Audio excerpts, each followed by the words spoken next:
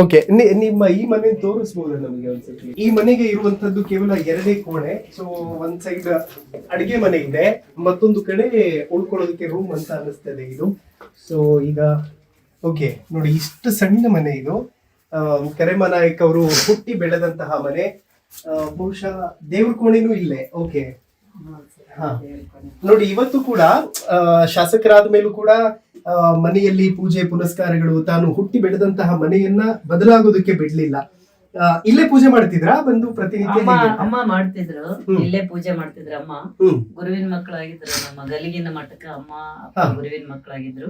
ಹಂಗಾಗಿ ನಮ್ಮ ಮನಿ ದೇವ್ರ ರಂಗನಾಥ ಸ್ವಾಮಿ ಅವರು ಪೂಜೆ ಮಾಡ್ತಿದ್ರು. ಯಾವತ್ತು ನಾವು ಕೂಡ ಇಲ್ಲೇ ಕೂತ್ಕೊಂಡ್ ಮಾಡೋದು, ಶರಣರನ್ನ ಊಟ ಮಾಡಿಸೋದು, ಇದೆಲ್ಲ ಇದೇ ಮನೆಯಲ್ಲೇ ಅಮ್ಮ ಅಪ್ಪ ಇದ್ದಾಗ ನಾವು ಮಾಡಿ.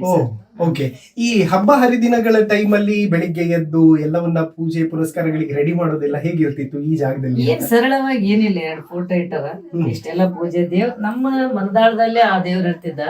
ಯಾವ್ದು ಅಲಂಕಾರಗಳೇನು ಮಾಡ್ತಿದ್ದಿಲ್ಲ.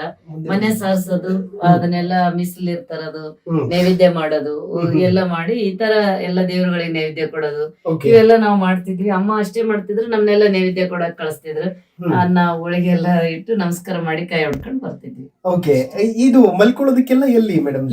ನಾವೆಲ್ಲ ಇಲ್ಲಿ ಏನ್ ಅನ್ಸಿಲ್ಲ ನಮ್ಗ, ಇಲ್ಲೇ ಮಾಡ್ತಿದ್ವಿ. ಈಗೆಲ್ಲ ನಿಜವಾಗ್ಲೂ ಕುಟುಂಬ ದೊಡ್ಡದಾಗಿರೋದ್ರಿಂದ, ಅಣ್ಣನ ಮಕ್ಕಳು ಅವರು ಎಲ್ಲರೂ ಅವರು ಬೆಳವಣಿಗೆ ಆಗಿರೋದ್ರಿಂದ ಈಗ ಮನೆ ಅವಶ್ಯಕತೆ ಅದ. ನೋಡ್ಬೇಕು, ಮನೆ ಮಾಡಿಕೊಡ್ಬೇಕು ಅವ್ರಿಗೆ ಅನ್ನಂತ ಆಸೆ ಕೂಡ ನನಗಾದ. ಯಾಕಂದ್ರೆ ನಮ್ ತಂದೆಯವರು ಅವಾಗ ಅವರು ಚಿಕ್ಕ ಮಗುವಾಗಿದ್ದಾಗ ದೊಡ್ಡ ಮನೆಯಲ್ಲಿ ಹುಟ್ಟಿ ಬೆಳೆದಂತವ್ರು.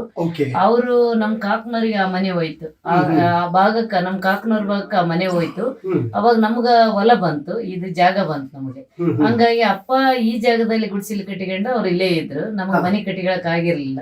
ನಂದೊಂದು ಆಸೆ ಅದ, ಈ ಊರಲ್ಲಿ ಒಂದು ಅಪ್ಪನ ಹೆಸರಿನಿಂದ ಅಮ್ಮನ ಹೆಸರಿನಿಂದ ಒಂದು ಒಳ್ಳೆ ಮನೆ ಮಾಡಿ ನಾವ್ ಯಾವಾಗ್ಲೂ ಬಂದ್ರೆ ಹೋದ್ರೆ ಅವ್ರ ನೆನಪಿಗಾಗಿ ಇಡ್ಬೇಕನ್ನಂಥದ್ದು ಬಹಳ ಆಸೆ ಅದ ನನಗೆ.